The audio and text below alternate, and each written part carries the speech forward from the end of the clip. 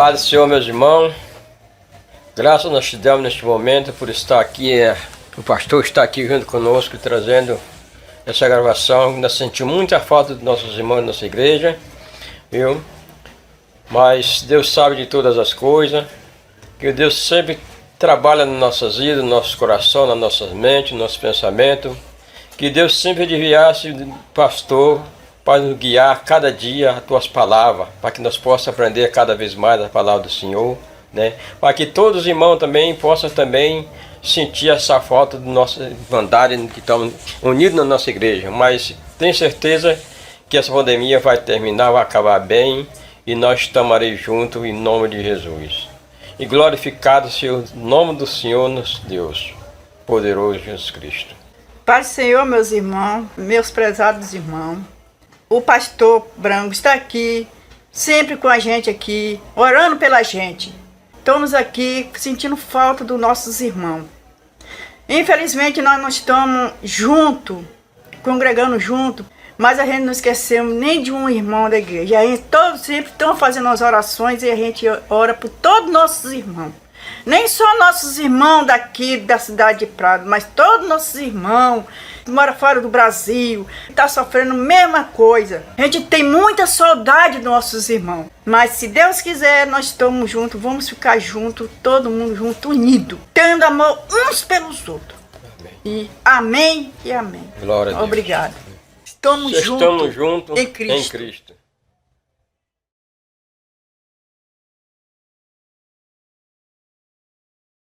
Eu quero que os irmãos abram a palavra de Deus em 2 Timóteo, capítulo 16.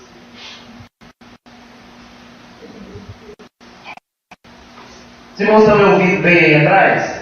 Amém. Amém? Glória a Deus.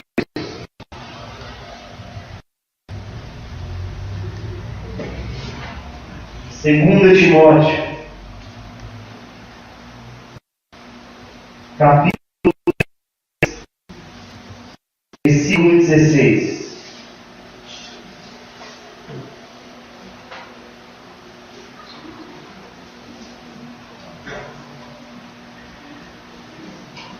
Amém?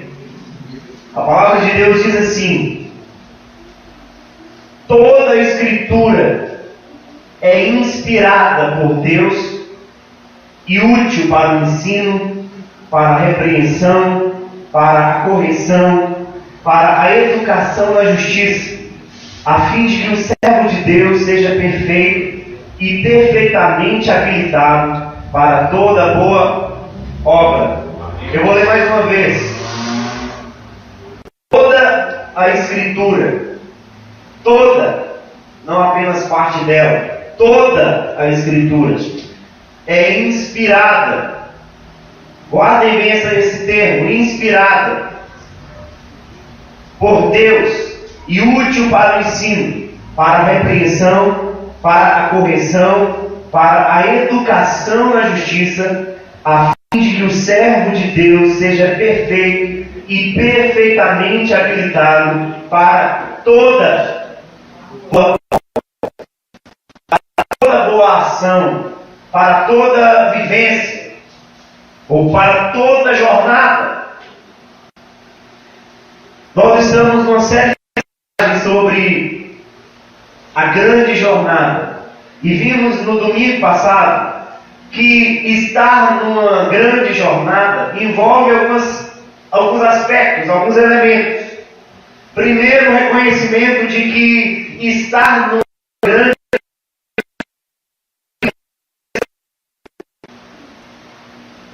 significa que nós estamos nessa grande jornada e não vai ser fácil para nós. As coisas serão difíceis, as circunstâncias virão e tornarão difíceis essa grande jornada, tornará difícil essa grande jornada. Os grandes inimigos também surgirão, e eu citei aqui no domingo passado. O mundo com a sua sedução, o diabo com a sua astúcia e armadilhas, a carne com as suas inclinações e desejos, são inimigos que vão tentar, sem nos dar tréguas o tempo inteiro, para fazer com que a gente se desanime, para fazer com que a gente desista, para fazer com que não reconheçamos a preciosidade da jornada, para fazer com que a gente pense diferente acerca da igreja, dos irmãos, da pregação, da palavra de Deus, das Escrituras Sagradas. Então nós temos esses grandes inimigos que usam essas armas contra nós, justamente para nos afastar do caminho e para nos tirar dessa jornada. Mas nós não apenas temos um grande desafio ou grandes inimigos nessa jornada. Nós precisamos entender que temos amigos nessa jornada. Nós não caminhamos sozinhos. Nós temos uns aos outros. Nós temos a comunidade, nós temos a igreja.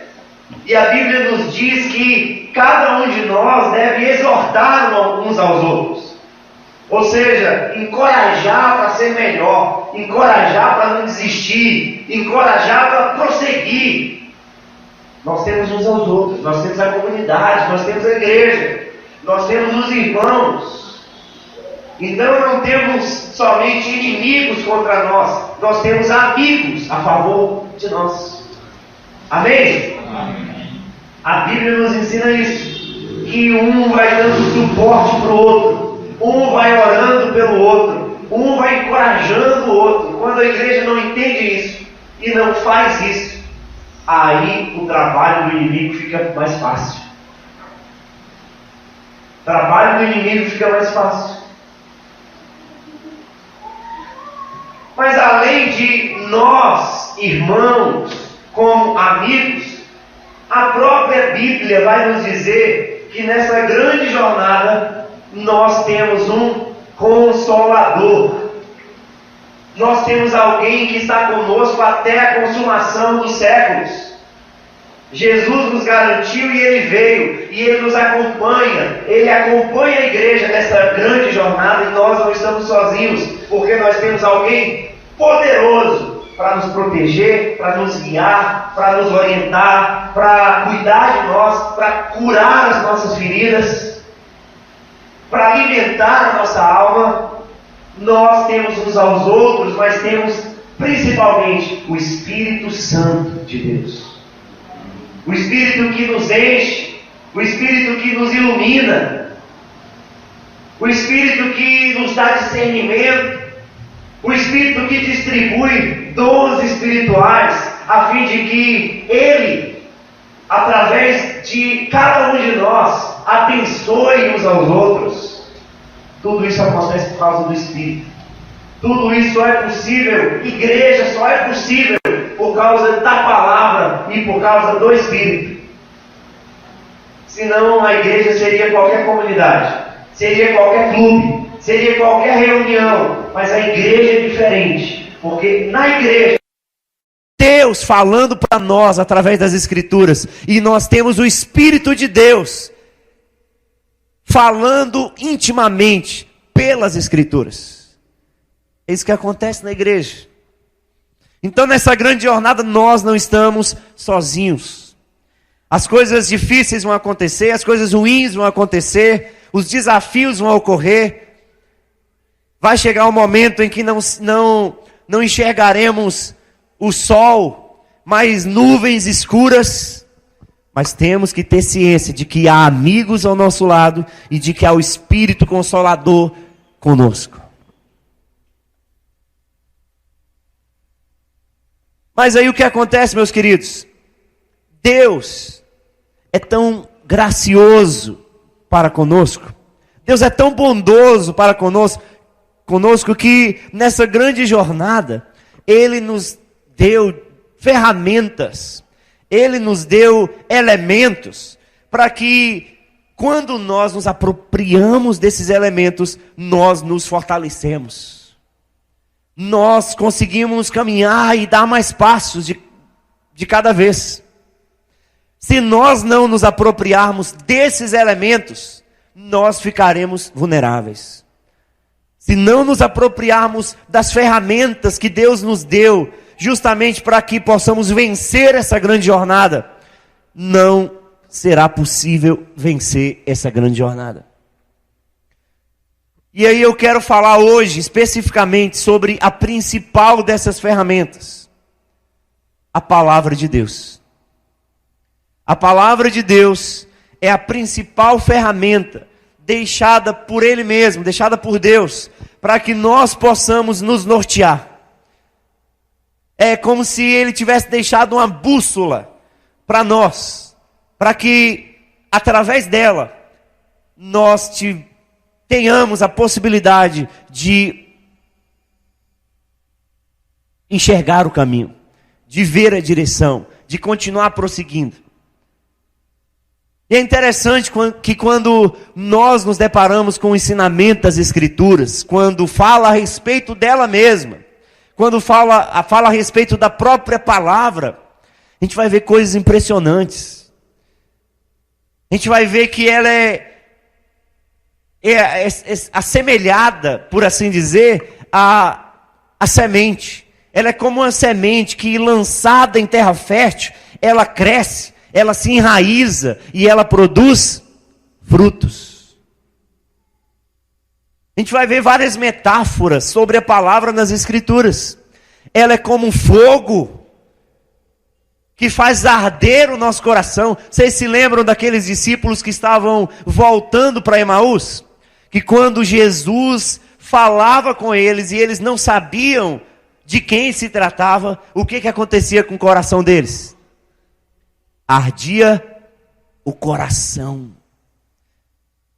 A palavra de Deus não é apenas como semente, que quando lançada no nosso coração, ela germina, ela se enraiza, ela cresce, ela frutifica. Não, ela é como um fogo que arde o nosso coração.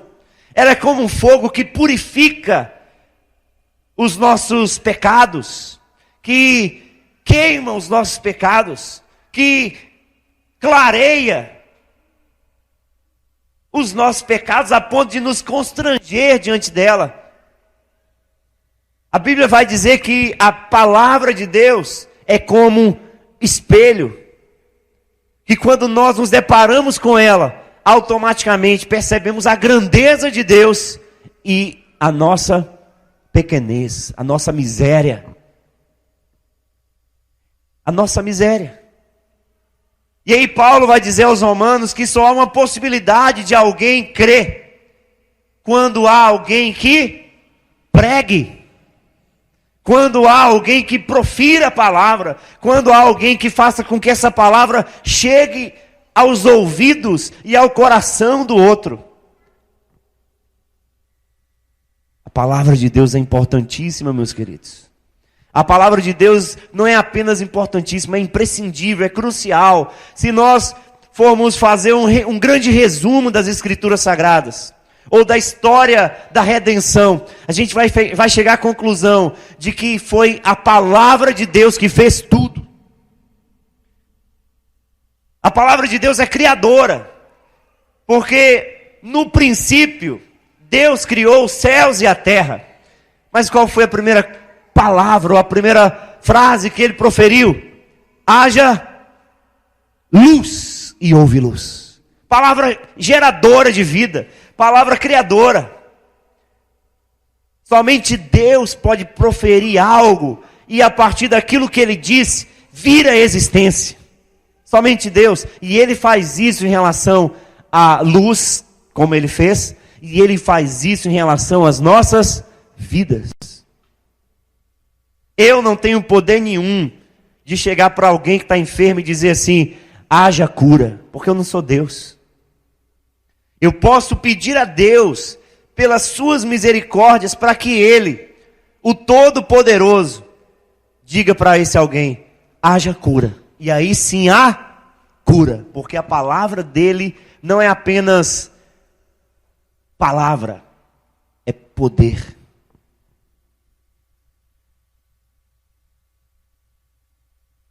É interessante que lá em Jeremias, ele usa uma ilustração para mostrar o poder dessa palavra. Ele diz que a palavra é como o martelo que esmiuça a penha, ou a pedra, que despedaça a pedra. A palavra é como um martelo, como uma marreta, que quando atinge a pedra, ela esfarela. Tudo isso para dizer que quando a palavra atinge o nosso coração duro, não tem escapatória. Nós nos rendemos diante dessa palavra. E foi isso que aconteceu com a nossa vida. Foi isso que aconteceu com cada um de nós.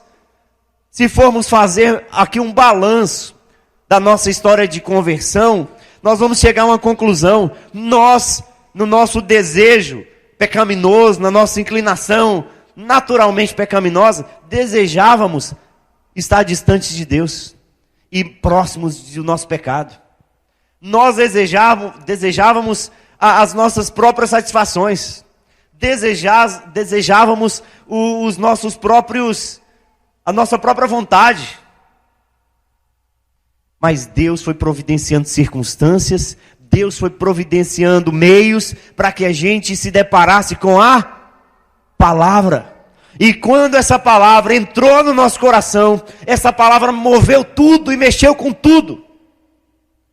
Porque a palavra é a única que destrói o coração duro. Você pode tentar todas as coisas, você pode usar da sua sabedoria, você pode usar de argumentos quaisquer. Mas quando o indivíduo se depara com a poderosa palavra de Deus em sua simplicidade, não tem escapatória. Uma vez, só para vocês terem uma ideia de como Deus usa a palavra dele. Uma vez um camarada ateu, ele tentou ler alguns livros com todos os argumentos que provassem a existência de Deus. E nada daquilo que ele lia entrava no coração dele, nada daquilo que ele lia convencia de alguma maneira. Mas um dia ele foi numa determinada igreja e ele falou assim: eu vou lá, porque é a última chance que eu vou dar para os argumentos cristãos. Eu vou lá. E ele chegou na igreja, sentou no último banco. E aí o pastor começou a pregar. E aí no meio do culto, ele começou a chorar. Ele começou a chorar. E aí o pastor, quando viu que ele estava chorando, pensou: rapaz, o que eu estou falando está causando alguma coisa nele, então vou continuar. E o pastor empolgado, e o pastor era aquela coisa, e aumentava o tom, e prolongou na palavra, e o homem lá chorando. E aí no final do culto, o pastor foi lá até ele e perguntou: meu irmão, deixa eu te fazer uma pergunta, eu vi que você estava ali chorando. Eu queria saber qual foi a parte da mensagem que chamou mais a tua atenção e que impactou tua alma. Aí aquele homem disse assim: ô pastor, para falar a verdade, eu nem prestei atenção no que o senhor estava falando. E por que você estava chorando, meu irmão? Porque eu li aquela frase ali, pastor. E aí ele leu a frase: Deus é amor. Uma única frase, num determinado contexto. Uma coisa simples. Um Jesus te ama. Fez toda a diferença providencialmente na vida daquele homem. A palavra de Deus é poderosa e Ele faz o que quer, da forma que quer, quando quer. Nós precisamos entender isso. É por isso que no versículo 16 de 2 Timóteo, a gente lê aquilo que lemos. Toda a Escritura é inspirada por Deus e útil para o ensino, para a repreensão, para a correção, para a educação na justiça, a fim de que o servo de Deus seja perfeito e perfeitamente habilitado para toda boa obra. Toda a Escritura, não é parte dela, toda a Escritura. E aí a gente precisa aprender isso, meus irmãos.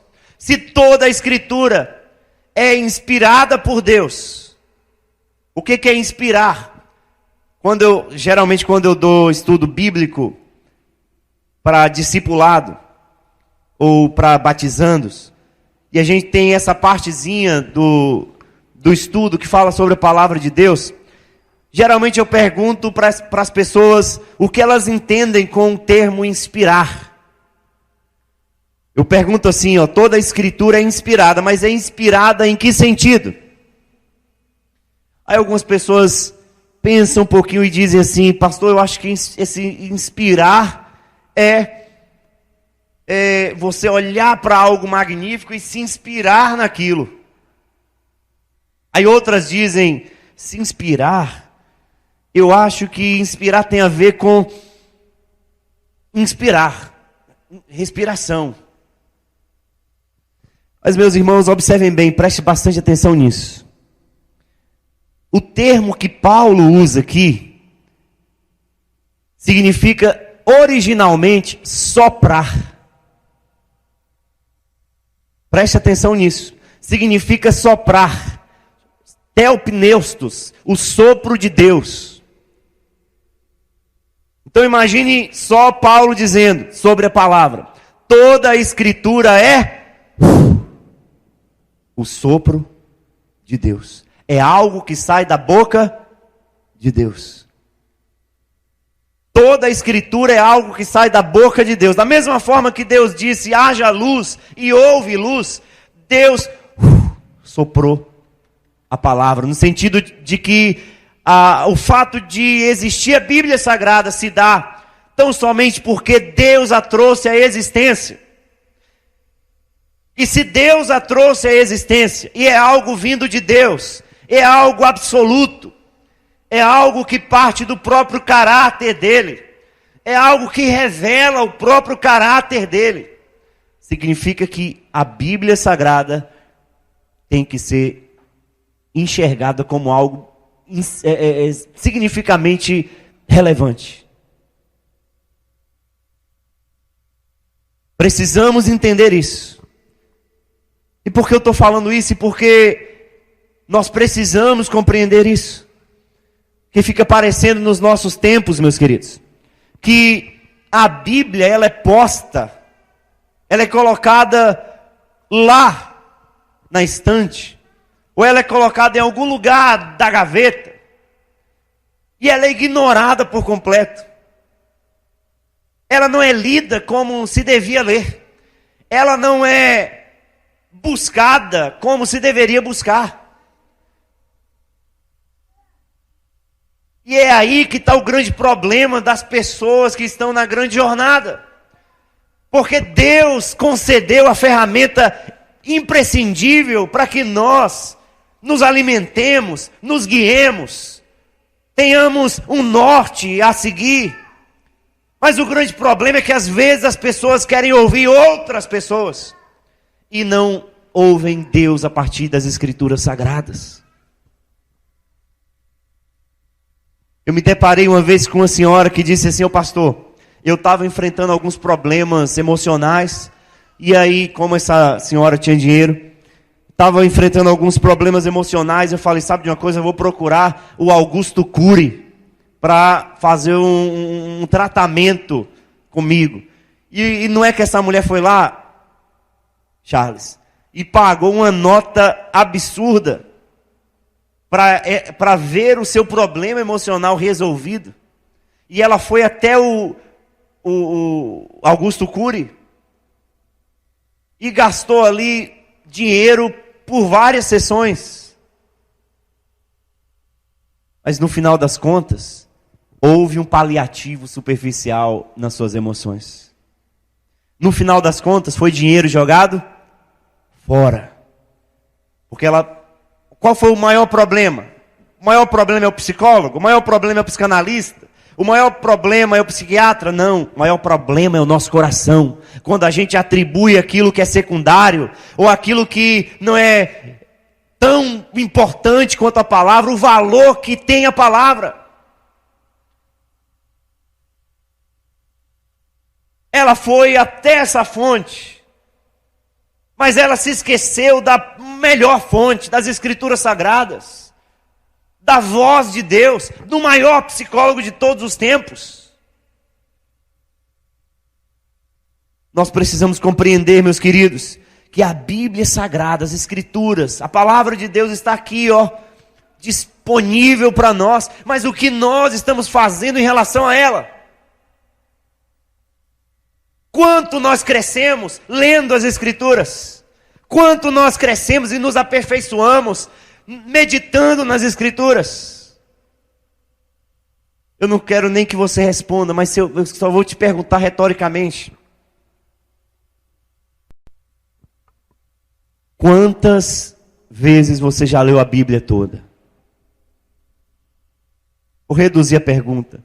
Você já leu o Novo Testamento inteiro?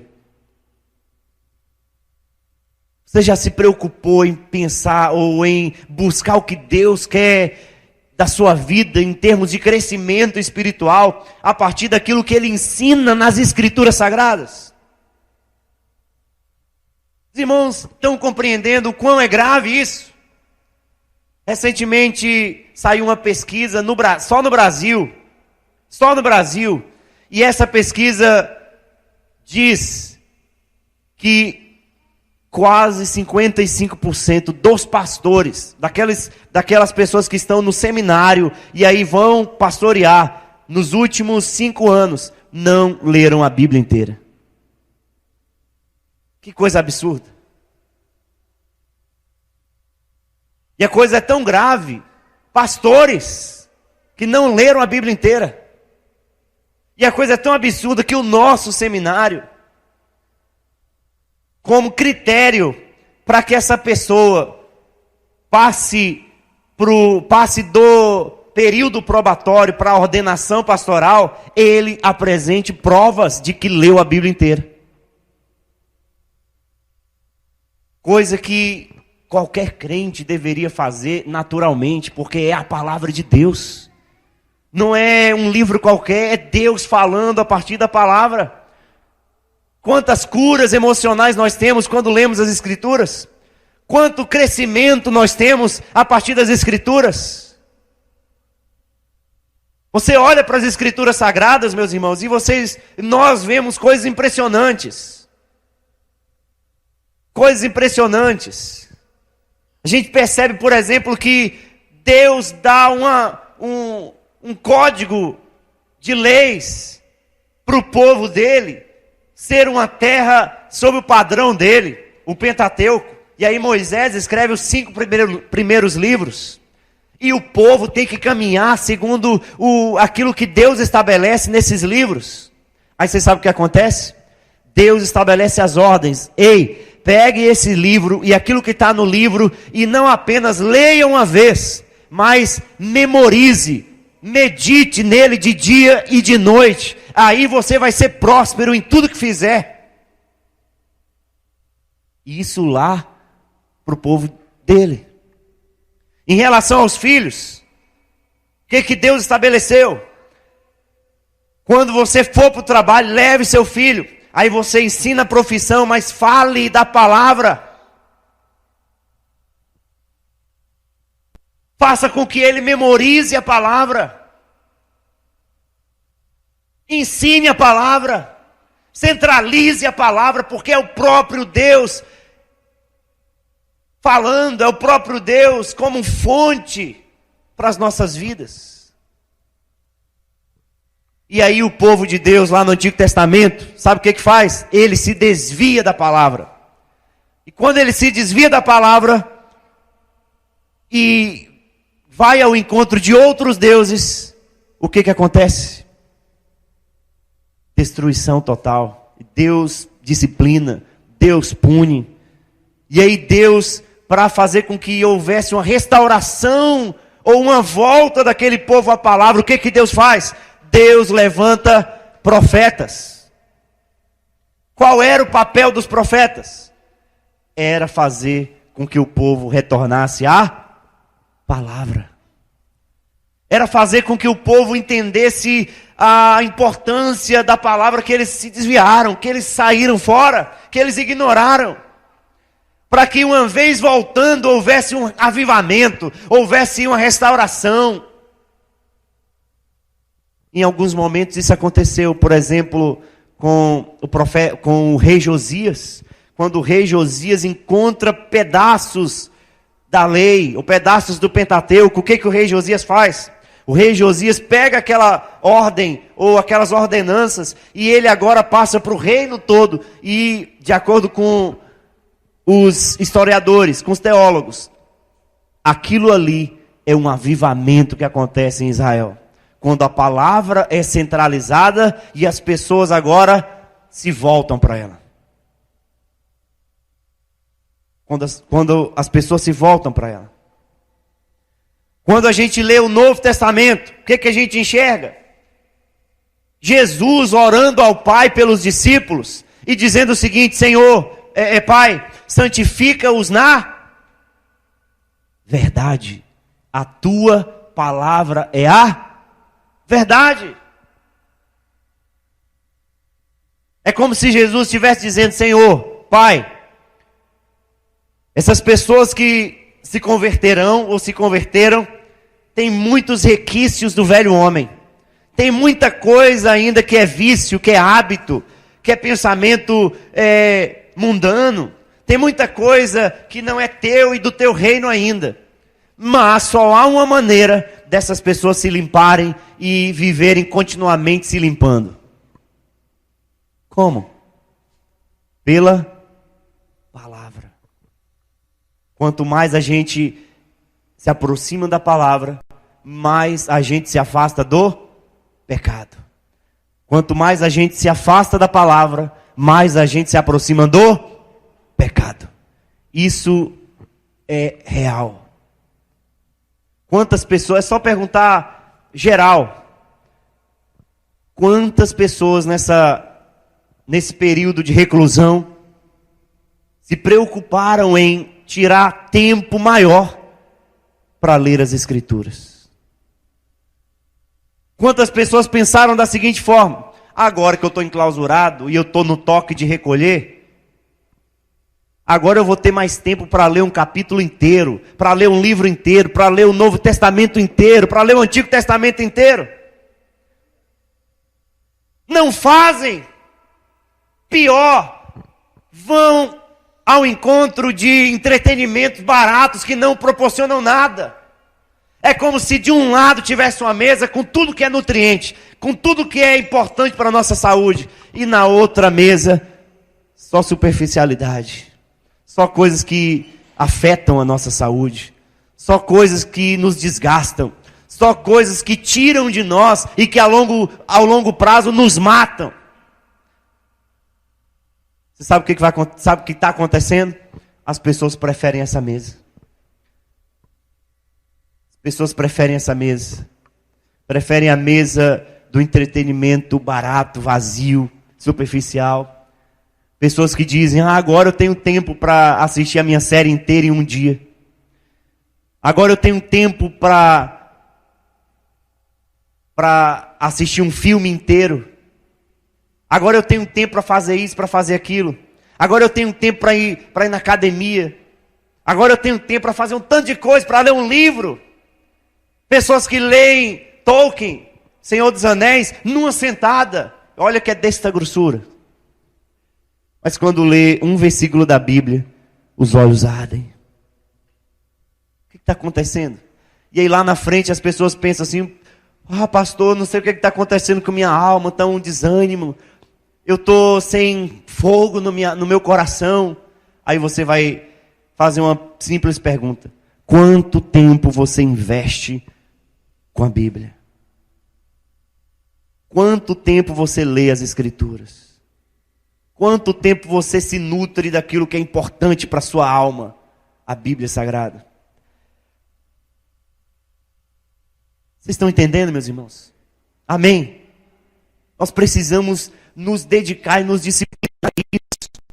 Porque se Deus nos concedeu uma ferramenta tão importante, nós precisamos agarrar essa ferramenta. Nós precisamos entender que o tempo na igreja não proporciona para a gente maturidade. Tem pessoas que pensam que é o tempo na igreja que proporciona maturidade. Aí estão na igreja há 30 anos, mas imaturas, são crianças na fé. Sabe por quê? Porque não é o tempo que proporciona maturidade. O que proporciona maturidade é a palavra. O que proporciona maturidade é o quanto eu absorvi do que Deus me disse, a ponto de me formatar a partir do que Ele me disse. É isso que me proporciona maturidade. Então eu vejo pessoas que estão 2, 3 anos na igreja mais maduras do que pessoas de 30 anos. Porque é a palavra que santifica. É a palavra que aperfeiçoa. A palavra é como se fosse aquela água da torneira que vai limpando aquele copo sujo. Nós somos o copo sujo. E à medida que a água entra, a sujeira sai. E quanto mais a água entra, a sujeira sai. É contínuo até Jesus voltar. O padrão é Ele. E a grande jornada se destina para Ele. Mas nós precisamos continuar da forma certa. Porque senão seremos um maratonista, mas só que na contramão.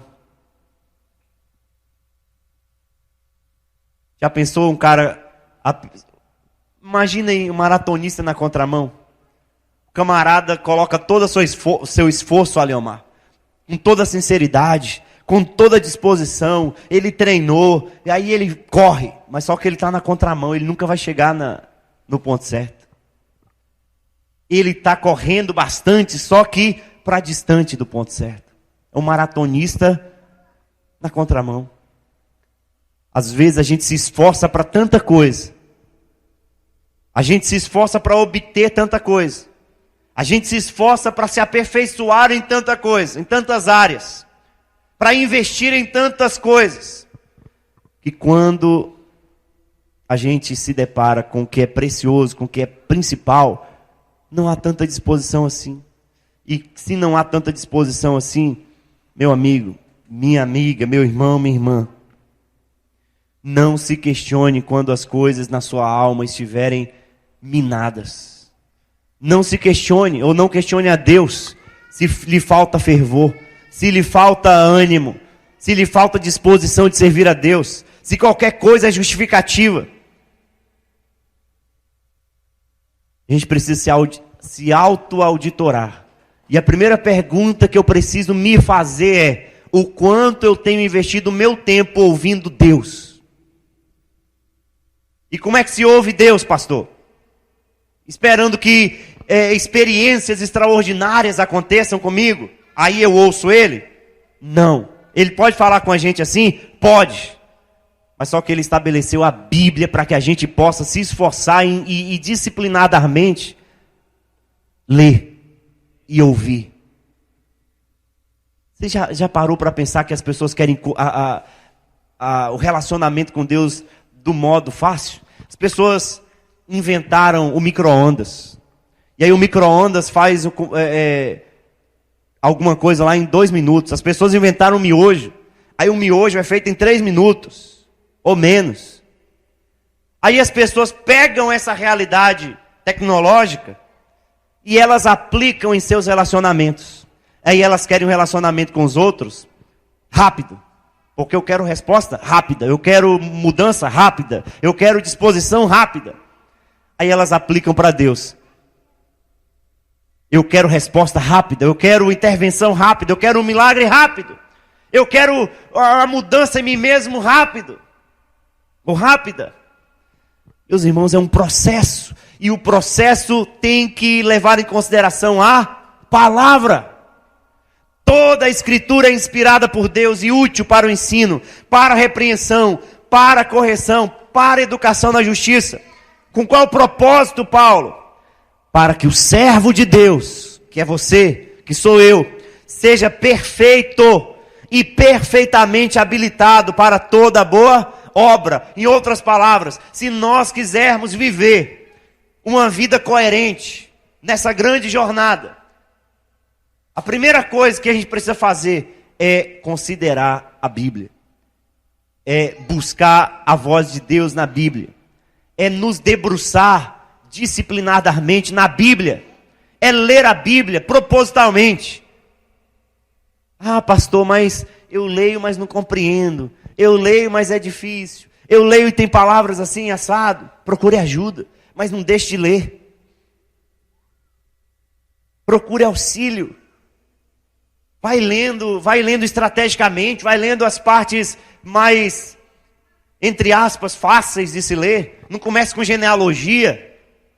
Vá para o Novo Testamento, depois volta, mas leia a Bíblia.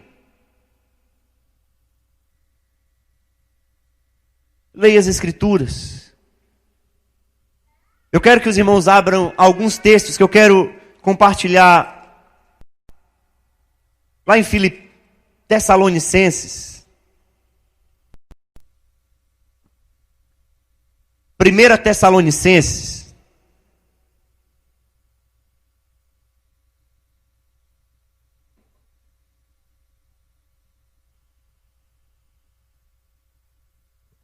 Quando a gente se aproxima da Bíblia, a gente vai se afastando do mal, do pecado. Agora, quando a gente não se aproxima da Bíblia, ou se afasta da Bíblia, meu irmão, a gente vai ficar vulnerável demais. Vulnerável aos falsos apóstolos, falsos mestres. Vulnerável às doutrinas falsas. Pessoas que são fáceis de se levar a ventos de doutrina. Sabe por quê? Porque não leem a Bíblia. Que não leem as Escrituras. E aí compartilham tudo que os outros postam. Compartilham tudo que os outros falam. Acreditam em tudo que os outros dizem em nome de Deus. 1 Tessalonicenses, capítulo 1, olha só o que diz. A partir do versículo 4. Sabemos, irmãos, amados por Deus, que Ele os escolheu, porque o nosso Evangelho não chegou a vocês somente em palavra, mas também em poder. Por que em poder? No Espírito Santo e em plena convicção. Em outras palavras, porque quando pregamos, ou quando escrevemos, o Espírito Santo capturou aquelas palavras e enfincou no coração de vocês. Atingiu o coração de vocês. E aí continuando, e vocês sabem muito bem qual foi o nosso modo de agir entre vocês para o próprio bem de vocês. Agora olha só o resultado dessa palavra, do poder operante do Espírito Santo. E vocês se tornaram nossos imitadores e do Senhor. Você sabe o que isso significa? Que quando a palavra entrou no coração daqueles crentes tessalônicos, a palavra foi formatando o estilo de vida deles a ponto de agora eles não mais serem imitadores dos pagãos. Eles não mais serem imitadores das pessoas com as quais eles aprenderam a vida toda, com as suas tradições da vida toda. Mas agora eles aprenderam a partir da palavra. A palavra formatou a identidade deles, de modo que agora eles são modelo para outros. E vocês se tornaram nossos imitadores e do Senhor, recebendo a palavra com a alegria que vem do Espírito Santo, apesar dos muitos sofrimentos. O que faz a vida da gente mudar é a palavra, meu irmão. Se você não tiver contato, proximidade, vínculo, relacionamento com Deus, a partir da palavra, você vai ficar o mesmo sempre. Você vai ficar o mais do mesmo sempre. E passa ano e vem ano. Vem ano e passa ano. Você vai ser o mesmo crente. Você vai ser a mesma pessoa. Você vai continuar do mesmo jeito. Com os mesmos pensamentos. Com as mesmas experiências com Deus. Mas o que Deus quer é que a gente cresça. Que a gente se aprofunde. Que a gente progrida. E que a gente seja modelo. Para que outros, quando nos veem, eles também sejam modelos para outros. Porque olha só o que acontece aí no versículo 7. Assim você... Olha só que coisa impressionante que a palavra faz, meu irmão. Vocês se tornaram modelo para todos os crentes na Macedônia e na Acaia. Porque a partir de vocês, ou seja, uma vez que eles absorveram a palavra e colocaram em prática essa palavra, não só na Macedônia e na Acaia, mas a fé que vocês têm em Deus repercutiu em todos os lugares. em todos os lugares, a ponto de não termos necessidade de dizer mais nada a respeito disso. Vocês entendem o que aconteceu?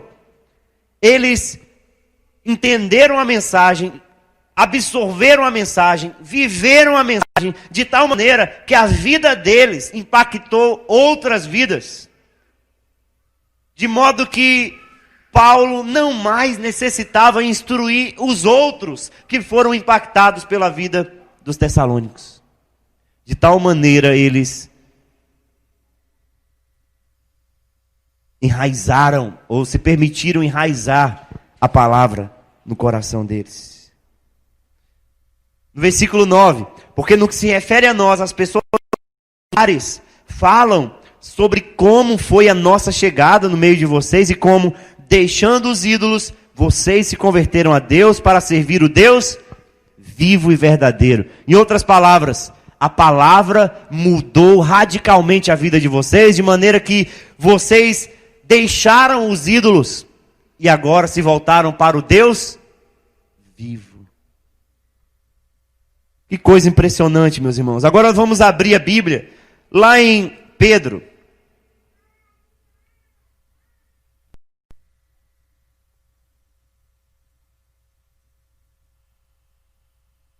Para a gente ver o que a palavra faz.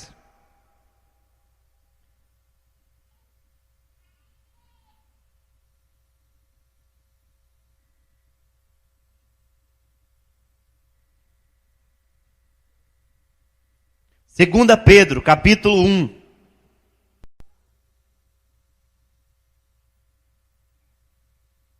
Segunda Pedro, capítulo 1. Olha só o que diz a partir do versículo 16. Se puderem aí, pode marcar na sua Bíblia. Pedro dizendo: porque não lhes demos a conhecer o poder e a vinda do nosso Senhor Jesus Cristo, seguindo fábulas engenhosamente inventadas, mas nós mesmos fomos testemunhas oculares da sua... Aí eu pergunto para vocês, quando foi isso? Vocês se lembram de um momento específico no qual, ou sobre o qual Pedro está falando? No versículo 17 complementa, só para facilitar. Ele recebeu honra e glória da parte de Deus, quando pela suprema glória lhe foi enviada a seguinte voz. Olha só a pista. Esse é o meu filho amado em quem me agrado. Nós ouvimos esta voz vinda do céu, estávamos com ele no Monte Santo. Mais uma pista. Quando foi essa experiência? No Monte da Transfiguração. Teve 2 momentos que Deus se fez ouvido: no batismo e no Monte da Transfiguração, onde estava Pedro, Tiago e João. E aí Pedro conta esse testemunho. Pedro usa essa experiência dele e ele conta para as pessoas. Mas só que Pedro não fica só nessa experiência. Pedro poderia gravar um DVD ou postar no YouTube a experiência, só a experiência dele, fazer um tour, né? No Brasil todo, ou em Nazaré toda. Mas ele não faz isso. Sabe o que ele faz? Ele conta a experiência, mas a experiência dele, na própria perspectiva dele, é secundária em comparação ao poder da palavra. Porque olha só o que ele diz no versículo 18.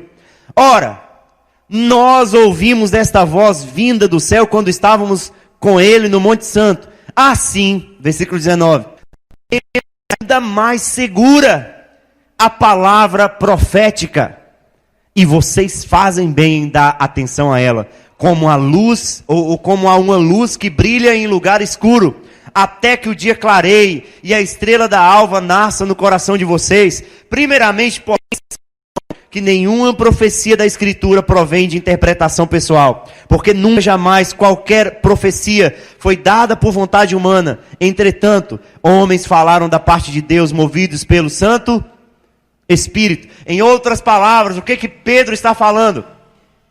Beleza, o que aconteceu comigo e com os outros 2 discípulos foi algo impressionante, extraordinário. Nós vimos a glória de Jesus e ouvimos a voz do próprio Pai.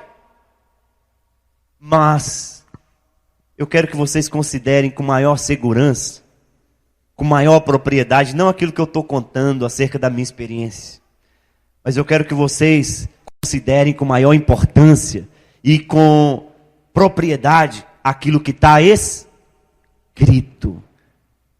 Porque a palavra é superior a qualquer experiência que as pessoas têm. Se eu tenho uma experiência, supostamente com Deus, e essa experiência bate de frente com a palavra, descarta essa experiência. E fica com a palavra. Porque a palavra é o padrão para medir as experiências. A palavra é o padrão para fazer com que a gente enxergue e tenha o discernimento se tais experiências de fato são de Deus, ou são nossas mesmos, ou é de Satanás. Porque tem essas três possibilidades. E é a palavra que peneira tudo isso.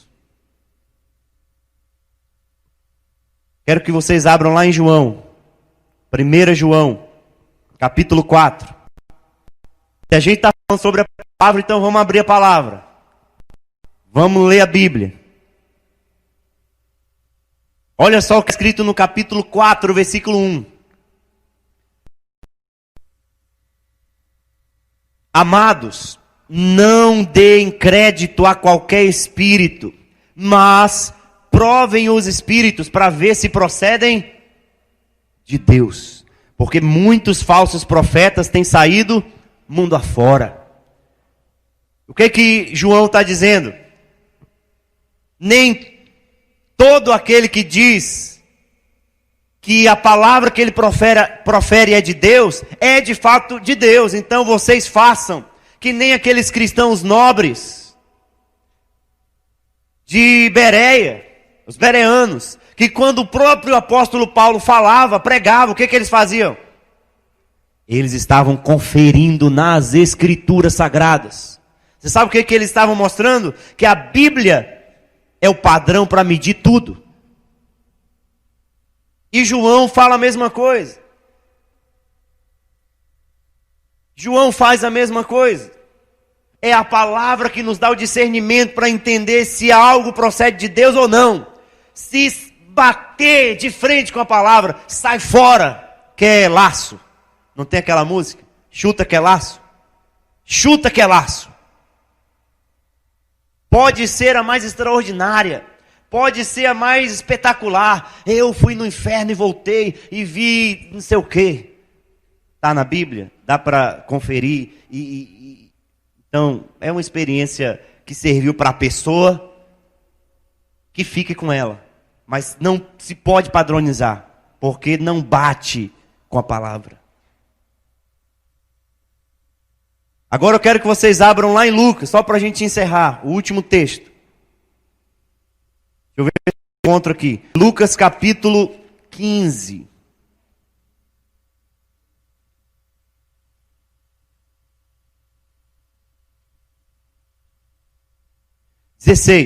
Encontrei. Lucas capítulo 16, versículo 19. Todo mundo conhece esse texto. Eu vou ler a partir do versículo 19, vocês vão me acompanhando. Olha só o que está escrito. Ora, havia certo homem rico que se vestia de púrpura e de linho finíssimo, e que se alegrava todos os dias com grande ostentação. Havia também certo mendigo, chamado Lázaro, coberto de feridas, que ficava deitado à porta da casa do rico. Ele desejava alimentar-se das migalhas que caíam na casa do rico, e até os cães vinham lamber-lhes as feridas. E aconteceu, preste atenção nisso, que o mendigo morreu e foi levado pelos anjos para junto de Abraão, para o seio de Abraão. Morreu também o rico e foi sepultado no inferno. Estando em tormentos, o rico levantou os olhos e viu ao longe Abraão e Lázaro junto dele. Gritando, diz: Pai Abraão, tenha misericórdia de mim, e mande que Lázaro molhe a ponta do dedo em água e me refresque a língua, porque estou atormentado nesse fogo. Mas Abraão disse: filho, lembre-se de que você recebeu seus bens durante a sua vida, enquanto Lázaro só teve males. Agora, porém, ele está consolado aqui, enquanto você está em tormentos. Além de tudo, há um grande abismo entre nós e vocês, de modo que os que querem passar daqui até vocês não podem, nem os de lá para cá. Então o rico disse: agora presta atenção nisso aqui. Pai, eu peço que mande Lázaro à minha casa paterna. Propósito, porque tenho 5 irmãos, para que lhes dê testemunho, a fim de que não venham também para este lugar de tormento. Em outras palavras, qual era a pretensão daquele rico ali naquelas condições? Que eu que não mereço, não preciso voltar não, que eu sei que eu estou em tormentos, mas que Lázaro volte, ressuscite, o Senhor ressuscite Lázaro. E Lázaro vá avisar aos meus irmãos, pois eu tenho 5, para que eles se posicionem na vida de uma maneira diferente da minha, porque senão eles vão parar no mesmo lugar. Essa era a pretensão daquele rico. Qual foi a resposta de Abraão? 29. Abraão respondeu: eles têm Moisés e os profetas, ouça-nos. Você sabe o que o Abraão quis dizer com Moisés e os profetas? O Antigo Testamento, a Bíblia Sagrada. Moisés, os 5 primeiros livros, e os profetas. O que Abraão está dizendo é: eles têm a Bíblia, que eles ouçam a voz de Deus através da onde? Do quê? Da Bíblia. E aí ele continua dizendo, insistindo: não, pai Abraão, se alguém dentre os mortos for até lá, eles irão se arrepender. Se acontecer algo espetacular, se acontecer um milagre extraordinário, aí as pessoas se impactarão, e aí elas se converterão, e isso vai acontecer com os meus 5 irmãos. E aí no versículo 31, o texto diz: Abraão, porém, lhe respondeu: se não ouvem Moisés e os profetas, também não se deixarão convencer, mesmo que ressuscite alguém dentre os mortos. Em outras palavras, se eles não valorizam a Bíblia, eles podem ver milhões de milagres que não vai acontecer nada com eles. Aí eu me lembro daqueles 10 leprosos. Quantos voltaram? Somente um. Cadê os 9? Eles não experimentaram a maravilha no próprio corpo? Por que eles não foram? Porque é a palavra de Deus quem salva o homem. É o Espírito Santo, através da palavra de Deus, que salva, que liberta, que cura, que aperfeiçoa, que sustenta, que dá crescimento, que dá estabilidade. Quando a gente ouve essa palavra e a gente aplica essa palavra, nós seremos os sábios da história. Porque o sábio, segundo Jesus, é aquele que ouve as palavras e as pratica. Porque daí eles são como aquele que constrói a sua casa sobre a rocha. Aí vem as tempestades, vem a pandemia, vem o coronavírus, vem a economia, vem um tanto de coisa. Mas pelo fato deles estarem na rocha, eles não serão abalados. Mas os tolos são aqueles que ouvem as mesmas palavras. É interessante que ambos ouvem. É interessante que tanto o tolo quanto o sábio, eles são aqueles que ouvem as palavras. Mas qual a diferença então, pastor? A diferença é que o sábio valoriza tanto que as pratica, que as aplica. O sábio sabe que a palavra é como uma medicação que vai dar certo. Você já tomou medicação pensando assim: eu não sei se vai dar jeito, eu não confiei muito naquele médico. Eu acho que o diagnóstico está mais ou menos. Você já parou? Agora você já ouviu alguém dizendo assim: é tiro e queda, você tomou esse chazinho, vai resolver. Aconteceu comigo. Aí você confia tanto que vai lá, toma, e aí dá certo. Nós precisamos entender que isso deve acontecer na nossa relação com a palavra. Amém? O que você vai fazer depois dessa mensagem? O que você vai fazer? Porque se você não fizer nada a respeito, não vai mudar nada. Vai ser mais um dia que você saiu do seu lar para vir à igreja.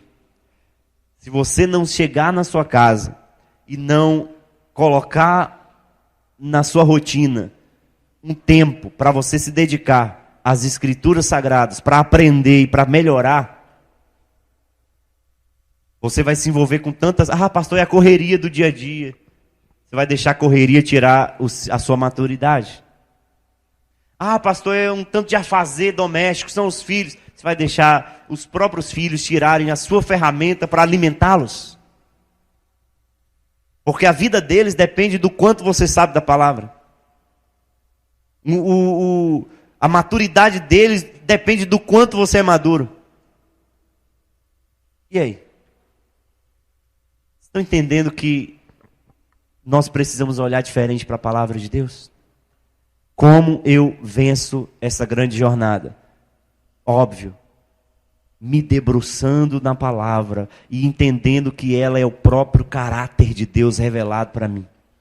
E aí, eu absorvo esse caráter, eu me formato a partir desse caráter e eu me modelo por esse caráter e vivo a vida cristã. Pode vir chuva, pode vir vento, pode vir pandemia, pode vir o que for, mas a palavra me sustenta. Amém? Glória a Deus. Então eu quero que você se levante nessa hora. Nós vamos orar ao Senhor.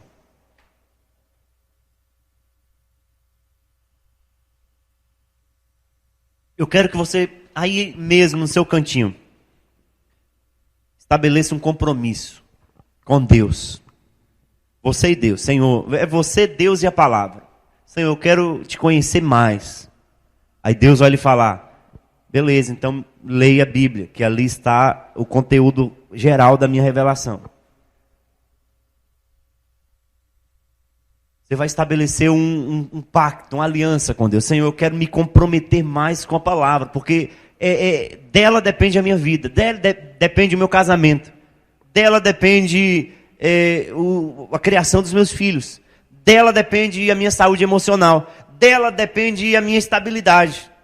Então você vai fazer esse compromisso por você mesmo, pela sua saúde, pela sua vida espiritual.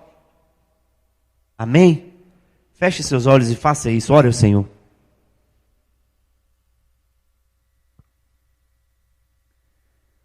Ó Deus Todo-Poderoso, ó Deus, o quanto a Tua palavra é preciosa, Senhor.